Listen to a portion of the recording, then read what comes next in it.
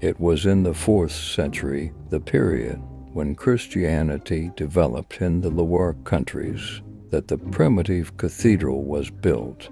No one knows the exact location.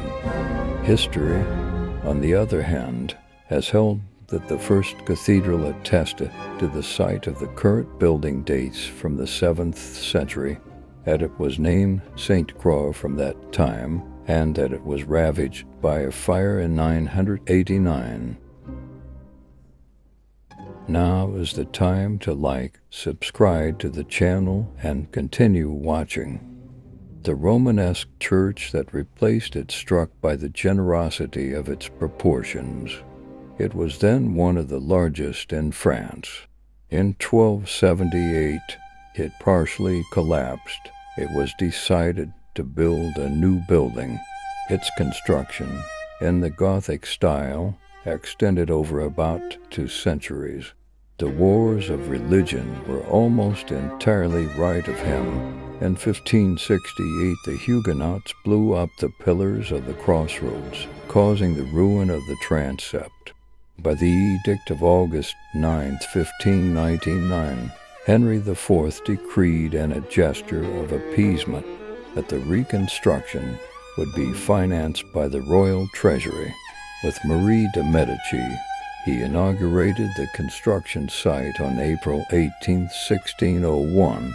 The first works focused on the completion of the choir, for which the medieval chapels that had not been destroyed served as a model. On the other hand, it was necessary to imagine the vault again, since there was nothing left.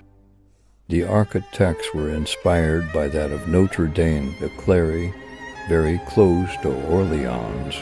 The facades of the transept were built between 1627 and 1680. Louis XIV then ruled over France.